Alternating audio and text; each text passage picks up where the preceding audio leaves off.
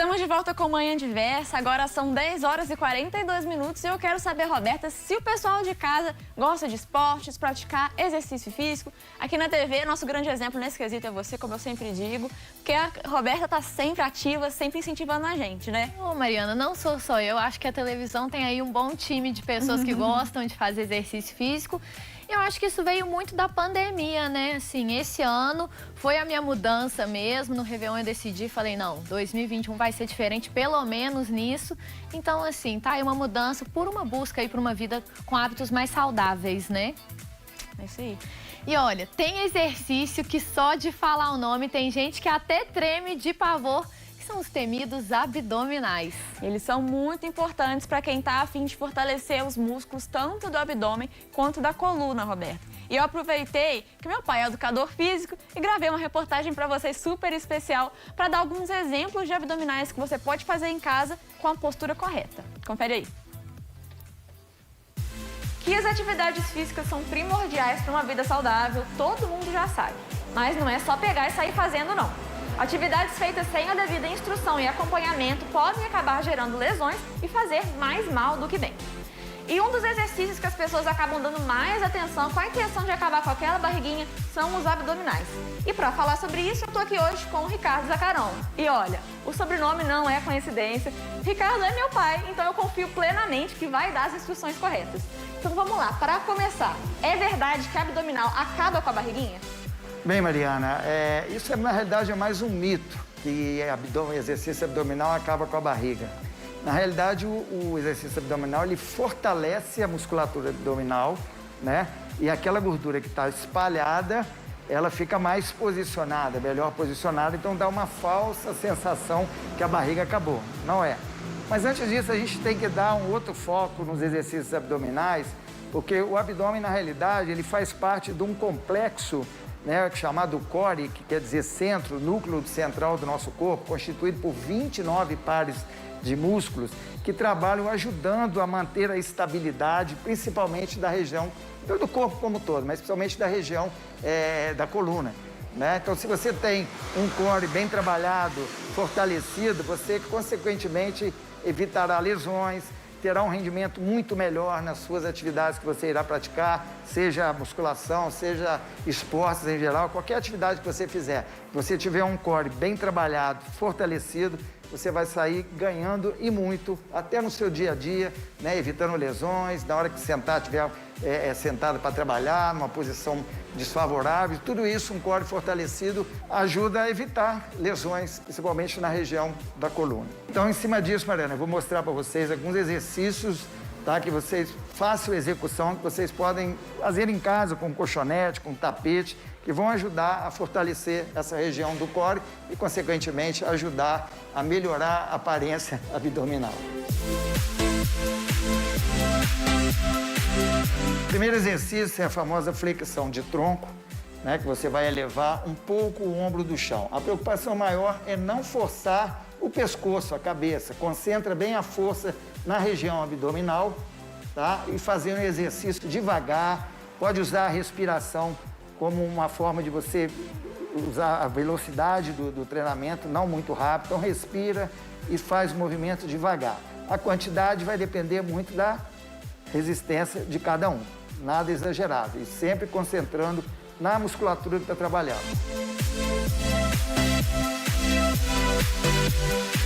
O próximo agora, com a mão ao lado do corpo, você vai elevar as duas pernas.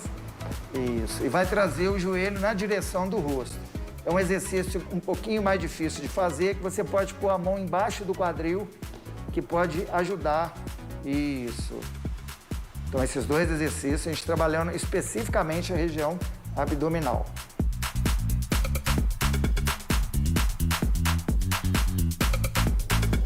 O próximo exercício, você vai elevar o quadril, agora sobe a sua perna, segura um pouco. Essa musculatura agora que a gente está trabalhando, além da musculatura flexora da coxa, musculatura lombar, musculatura glútea. Como eu falei, o core são vários, são 29 pares de músculos. Então a gente está trabalhando agora, ativando outras musculaturas que vão fortalecer também essa região. Agora a gente vai fazer uns exercícios mais completos que trabalham o core, que é a chamada prancha. Acho que é um dos que você mais gosta. Vamos lá. Apoia o antebraço no chão. Isso, eleva todo o corpo. Isso, sustenta agora essa posição. Aí a pessoa vai sustentar pelo tempo que ela suportar, tá? Preocupação é não deixar o quadril subir demais e nem abaixar. Dá uma abaixada maior. Isso, não deixa fazer isso que vai acentuar, vai forçar a lombar. Levanta, mais um pouquinho. Isso, mais um pouquinho. Aí mantém essa posição. Trabalha diversos músculos também da região do core esse exercício.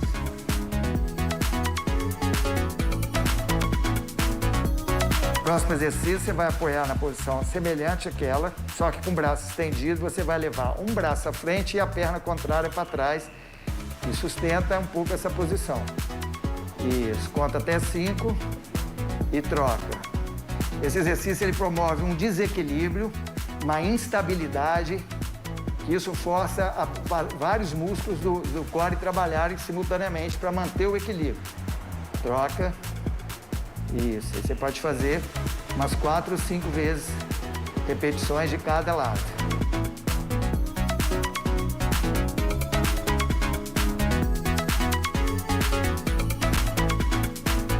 Ó, já deu pra cansar, viu? Mas é fácil de fazer, dá pra fazer em casa e recomendo, né? Uma atividade física, como a gente falou, é sempre essencial para uma vida saudável, né? Com certeza, Mariana. E mais importante ainda é você ter uma regularidade nos exercícios, uma progressão de intensidade, logicamente sempre orientado por um educador físico, fazer os exames médicos iniciais antes de começar qualquer atividade, tudo isso é importante e com certeza vai te fazer muito bem.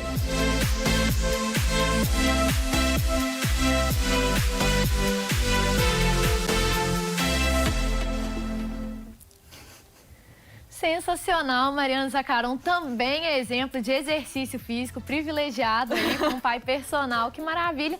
E se você aí de casa colocou no plano de 2021 fazer exercício e até hoje não conseguiu, não vamos deixar para ano que vem não, gente. Aproveita aí que Mariana deu as dicas, o pai também. Faz hoje um exercício, manda foto pra gente, quem sabe a gente posta aqui, né? Vamos incentivar aí, não deixa para 2022 não, viu? Não sei. E agora, Mari, atividade física é muito importante, mas não é suficiente, não. Cuidar da alimentação é fundamental para ficar em dia com a saúde. Sim, Roberta, principalmente para aquelas pessoas que já têm alguma tendência ou disfunção hormonal, como é o caso da diabetes. Por exemplo, em quem o corpo não produz a insulina suficiente para baixar o açúcar do sangue.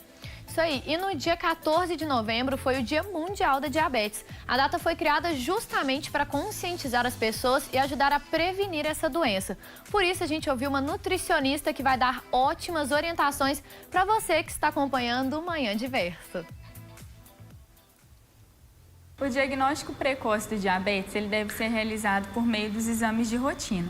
Então, o ideal é que a pessoa procure um médico, né, o médico da família, o médico que ela faz acompanhamento anual e aí realizar os exames de controle, né?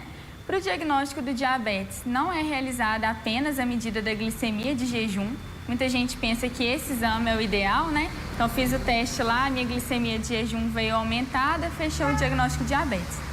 A glicemia de jejum, ela reflete a glicemia no dia anterior, né? Então, às vezes a minha glicemia deu alta aqui agora porque eu consumi um refrigerante antes de fazer o exame, ou porque no dia anterior eu fui numa festa de aniversário, consumi doce, bolo, ela vai dar alterada. Tem outros exames também que são um pouco mais específicos.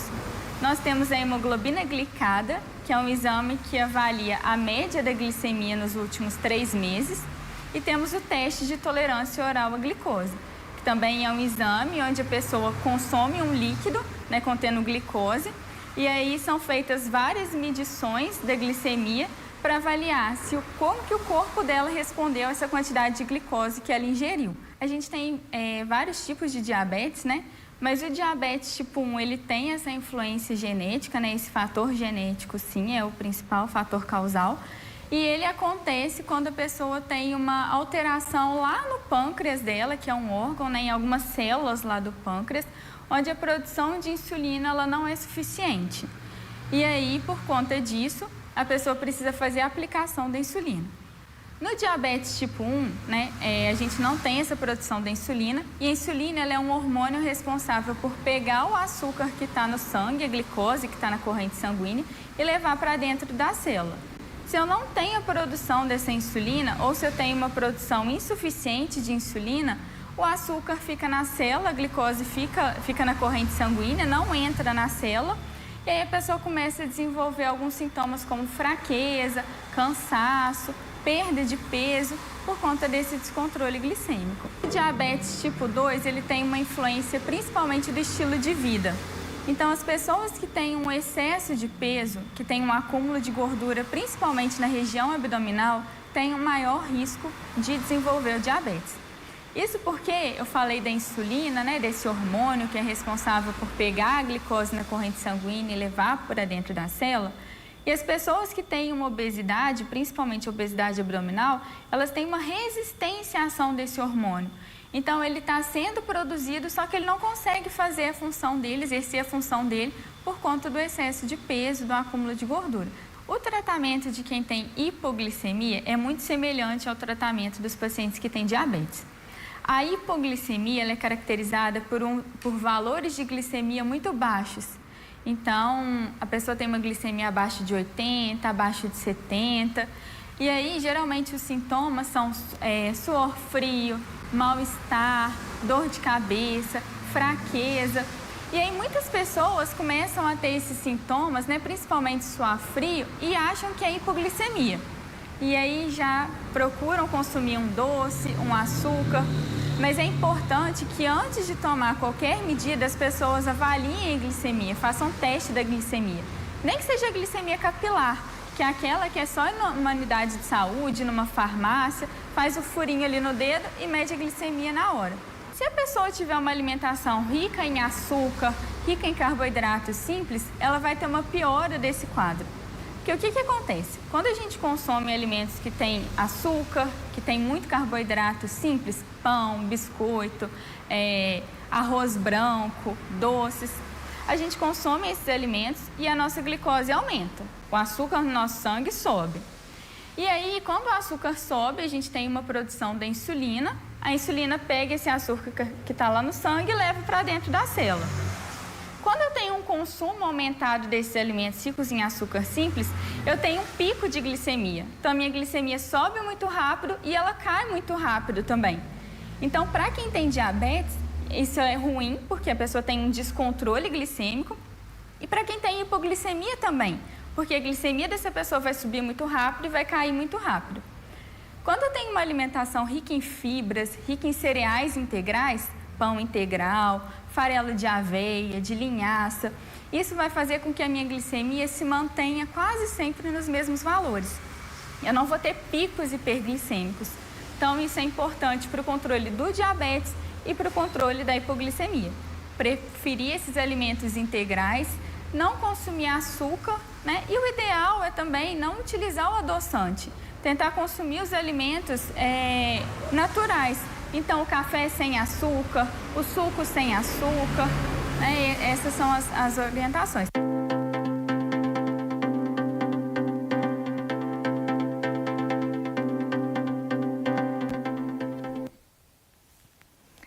Não saia de frente da telinha, porque no próximo bloco tem a boa e velha fofoca do bem. São 10 horas e 56 minutos e a gente volta em instantes.